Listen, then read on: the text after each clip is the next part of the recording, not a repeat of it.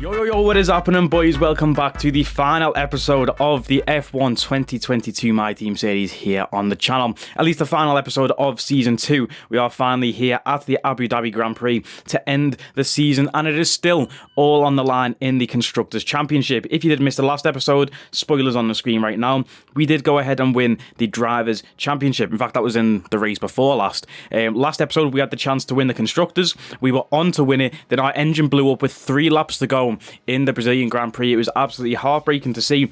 But getting into this race with that result after Brazil, Mercedes and Ferrari are now level on points, tied for P2 in the Constructors' Championship. We are still in P1, but we are only 10 points ahead of Mercedes and Ferrari, and our engine, as you can see on the screen, is absolutely battered. We're going to have to take at least a 5-place penalty to get one new component here somewhere, because our engine is on, it's on its last legs, bro. It's really wounded.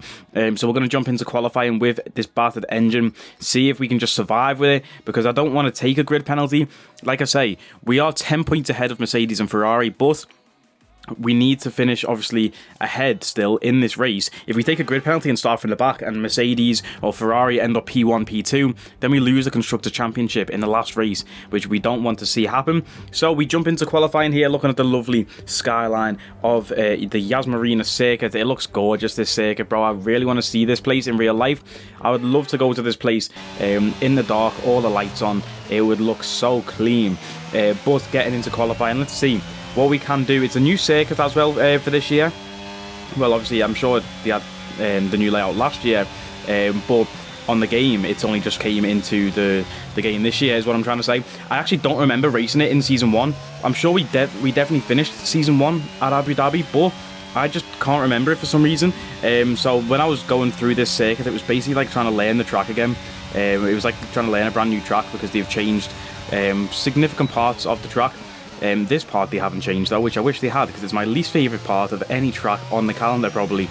But yeah, hate that corner there. But yeah, like I was saying, we need to finish above Ferrari and Mercedes. We need a good result from our teammate Senna as well to help us out here, which obviously he couldn't do in Brazil after we retired. So we need, if Ferrari scored 10 more points on us, if Mercedes scored 10 more points on us, we lose the championship. That's the math you need to know going into this race. Lance Stroll looking like he went off the track there a bit on his push lap, so he's probably abandoned that. But we are improving another section just under the bridge there that they did change, and they made the apex a lot wider on both of those corners. Getting into the final turn, we are going to cross the line 1 second faster than our previous lap, and that's only good enough for P9 at the moment. We've got 1 minute left in the session. Ayrton Senna showing pace around here. That's what we love to see. Up in P2. We are way down in P15 now after that Q1 session. Like I say, it was basically like trying to learn a brand new circuit, because I didn't do any practice, came straight into this race. Also, I recorded the last 4 races of this season back to back, so we're coming straight in off the back of the Brazil race, which I was fuming off there. So yeah, it's not good if you race while you're angry, let's just say that. But we're in this qualifying session now, we're in Q2. Can we try and make it out to Q2? We need to show a lot more pace than we did in that first session.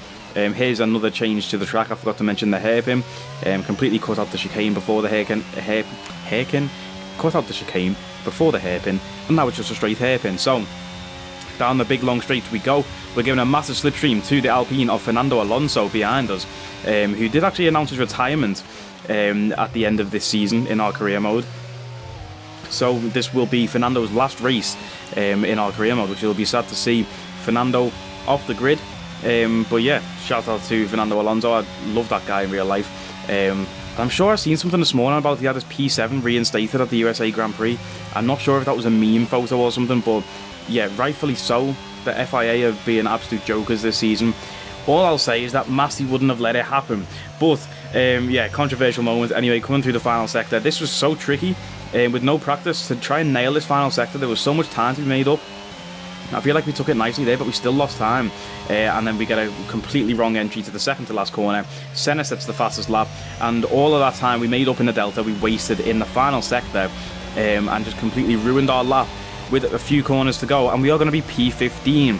So, starting way back on the grid. And now I'm thinking to myself, we should just take a grid penalty here with the engine and just try our best, because Senna showing he's got pace, finishing P1 in Q2 there. Hopefully he can do the same in Q3. But here we go. We're going to take a new ICE. Obviously, we did drive poorly in qualifying. I'll hold my hands up and say that, but the engine was battered as well. So there's some performance loss there too. We probably should have took the grid penalty before qualifying, but I mean, it wouldn't have made a difference anyway because we would have started from the back of the grid regardless. So we're going to take new components all around, I think, on everywhere apart from the control electronics. So a new turbo, new energy store, new MGUH, MGUK, ICE, and a new gearbox. So yeah, starting from the back of the grid. Can we go and win the Constructors' Championship? Let's get it. It's the final chapter of the season then here at the spectacular Yas Marina Circuit. It's a race where the pole sitter failed to finish in 3 of the first 4 events. A front row start here is by no means a guarantee of victory. So we go into battle once more then, as we get underway at the Abu Dhabi Grand Prix. The Yas Marina Circuit is made up of 3.28 miles of track, featuring 16 corners with 2 very long straights. DRS zones going into the heavy braking zones of both turn 5 and turn 7 offer plenty of potential for overtaking. The circuit comes with its fair share of tricky corners, which will certainly test a driver's braking management. Before we begin, let's take a quick look at the grid lineup for today's race. Lando Norris put in a fantastic lap yesterday, and he'll start from pole position. And it's Ayrton Senna alongside. Considering the rest of the grid, we have Leclerc, Sainz, Sergio Perez, and Gasly. Stroll, Fernando Alonso, the owner driver, and Kevin Magnussen. They'll be starting further back after an earlier grid penalty. Verstappen, Tsunoda, they've taken a grid penalty. Mick Schumacher and Ocon. Joe, they'll be starting further back after an earlier grid penalty. Vettel, Daniel Ticktum, and Nicholas Latifi. Schwartzman, Hamilton, Albon. Now it's almost time for lights out, so let's go down to the track. Anthony Davidson joins me once again in the commentary box, and it's fantastic to have you with us here, but I'm curious, as a man with experience out on the track, how do you stop those pre-race nerves from becoming overwhelming when you're lining up on the grid? Well, I imagine they'll be starting to feel the adrenaline as they anticipate the rundown into turn 1, a bit like preparing to go into battle. The unknown situation will bring nerves, but that's a good thing. It will keep them focused on the moment and on their surroundings as we build towards the start of the Grand Prix. Let's finish the season with a really strong effort. Come on. Our teammate Ayrton Senna starting in P2. He missed out on pole position to Lando Norris by 4 1,000ths of a second. Absolutely crazy margin. George Russell starting in P9, and Crofty called him the owner driver. Obviously, we're the only driver, and we're starting from P22 after that grid penalty. George Russell is not an owner driver, but with that being said, Alex Albon on the formation lap, doing a donut there, trying to get some heat in his tyres. A bit of a bizarre way to do it, but yeah, he's spun out on the formation lap. Crazy to see. But our teammate Senna starting in P2. We have Leclerc and Sainz in P3 and P4 behind him. If things end as they are right now, we will lose the Constructors' title to Ferrari. So we need to make up some positions and get ourselves into the points to aid our teammate Senna. And looking at the map there, I was wondering why we've not started the race. Obviously, we're the last car onto the grid. Esteban Ocon went to do another lap. So we've all sat here, tyres cooling down, tyres going to be freezing off the stars because Esteban Ocon got to do another formation lap for some reason. Alex Albon spun out, but it's reset him now. Crazy start to this race, but one final time in Season 2, it's lights out and away we go. A quick start for Lando Norris. He manages to cover off our teammate Senna down into Turn 1, but down into Turn 1 we go, trying to send it up the inside. Opportunistic moves, there's a lot of cars we're trying to take there. There goes one of the McLarens. I think that might be Esteban Ocon, the guy that we have to wait. Yes, it is, and a massive snap of oversteer coming through Turn 2. We managed to keep the car stable though, coming down the hill now towards the hairpin. Can we try and send it up the inside of Esteban Ocon into the hairpin? Yes, we can. And we go for a move on Dan Ticktum too. Can we get a double overtake through the hairpin? Yes, we can. Fantastic start to this race. Up into P16 from P22. And now look at the straight line speed of our car compared to these two stinkers next to us. We've got the Aston Martin of Sebastian Vettel and the Alfa Romeo of Zhou Guanyu. Speaking of Aston Martins, here comes Mick Schumacher. We were about to yeet it up the inside there of the Alpine of Yuki Tsunoda, but Schumacher covers off that line. We lose a place to Zhou. Zhou bounces over the curb. We're trying to avoid contact with Guanyu Zhou, and we managed to avoid that contact using a lot of battery charge here to try and pull ahead, get that track position on lap 1 of the race. It's so vital to get a good track position on lap 1 into this corner, completely outbraking ourselves and understeering. We've left the inside open. Zhou Guanyu looking to try and fight back, gain that position back again. He's alongside us, and we're going into sector 3 now. It's going to be a tricky one to go side by side. Zhou backs out completely there as we head under the bridge now, still on the tail of Mick Schumacher. Yuki Tsunoda right on the gearbox of Max Verstappen. I was going to say Sebastian Verstappen, that's not his name. Max Verstappen in P11 there, dives into the pit. He was going slow. I thought he might have took damage, and he has done. So Verstappen into the pits for a new front wing on lap 1 of this race, and that's another position that we've made up. Looking up the inside of Schumacher, down to turn 1, no space there. Turn 1, a very difficult position, or corner I should say, to send it to try and make an overtake there. But we know we've got this massive long straight coming up after the hairpin. We're up into P13 after 1 lap. Perfect start to this race. All we need to do is get into the points. Our teammate Senna still in P2, and the Ferraris both in P3 and 4. Up the inside, there we go, into the hairpin on Mick Schumacher. We didn't even have to use our straight line speed to try and make the overtake. We've sent it into the corner, but look at that, Schumacher fighting back. I'm sure he's using some of his battery charge himself to try and attack, but it's not going to work out. Our car is just much quicker in a straight line compared to that Aston Martin. So we've got a lot of speed down those straights. We ran a low wing setup as well with this new layout for the circuit. And yeah, it's very nice to see. No DRS active yet, so we don't have any threats from behind. We're trying to keep up with Tsunoda in front though, so once that does get activated at the end of this lap, we can have that benefit. We've just set a purple sector 2 as well, so that's what we love to see. Running the one-stop strategy, by the way, I forgot to mention. One-stop, medium, hard. Didn't want to try and take any risk with strategy, just play the plain and simple one-stop. It's a long pit lane here in Abu Dhabi. You go underground and come back out. It's crazy. Struggling again through sector 3. Struggling with tyres already. Front tyres picking up a lot of wear. Just 2 laps into the race, and again understeering completely, carrying way too much speed. But yeah, we're pushing as hard as we can because we need to get into the points. But I do have to be mindful of those tyres. Like I say, one-stop strategy. We do have to make it to that pit window, and we can't completely burn the tyres out on this first stint. But 10% wear on the front tyres already is crazy to see. We've underfueled the car a lot as well, so hopefully we don't run into any problems later on with fuel. We're doing a bit of fuel saving measures, lifting and coasting, downshifting later and upshifting earlier. That's the way to save fuel if you didn't know. They're just some fuel saving measures we were employing. But DRS is now active. We compromised our exit off that corner to make sure we got DRS on the entry. And we did. We caught up to Tsunoda by the end of the straight here. Well, we didn't really catch up to him, but you can see we are still within range of that group in front of us. There must be a very slow car at the front. I think it might be one of the Williams, possibly, up at the front of this pack here. We've got a long straight of cars.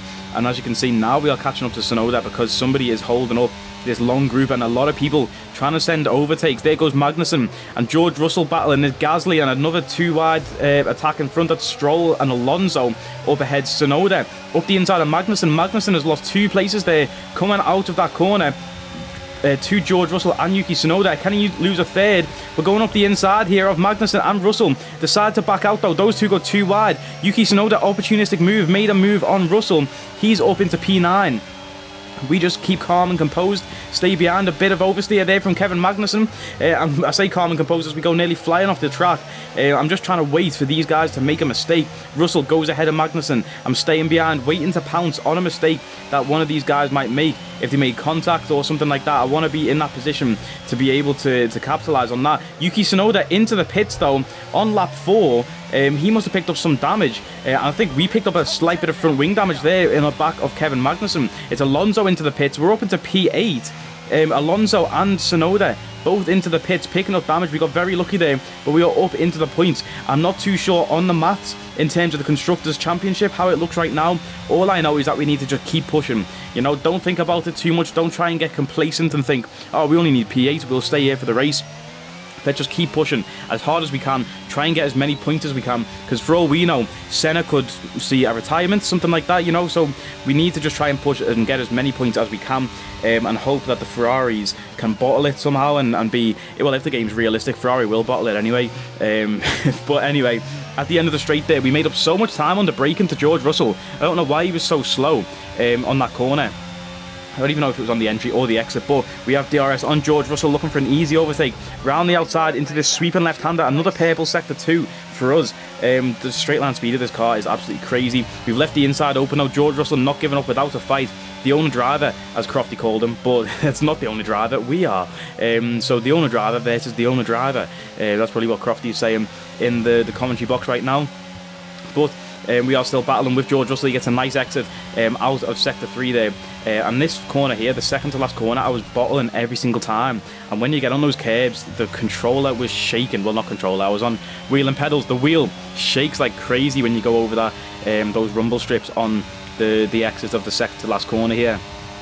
But down the straight again, we've got DRS up into the braking zone, and again looking up the inside, but Lance Stroll covering that off. George Russell up the inside. It's a very nice overtake if Russell can make that stick, and he is ahead. We've got a great exit compared to Stroll, but Stroll got a better exit compared to Russell. Now we've got DRS on the both of them using our battery charge as well, and a double overtake down the straight into the braking zone again. This time I cover the inside so Russell can't send anything up the inside, but Stroll is still ahead of Russell anyway. George Russell, I thought he'd made that move into the chicane, but by the time we came out of it, Lance Stroll was still ahead. Stroll in that AlphaTauri stinking up the gaff with how slow that car is, and he's holding up George Russell, which is doing us a massive favour, because Russell had some serious pace this weekend in Abu Dhabi, and he's not been able to capitalise on that really. Leclerc comes into the pits, and this was actually our in-lap as well. I decided to do the opposite of what Perez did.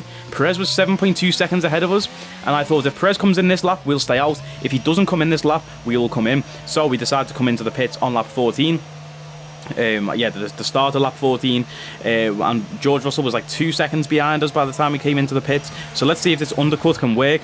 I'm a big fan of doing like opposite strategies to the car in front, whether that be the undercut or the overcut. I just like to do the opposites when we're trying to make up some time.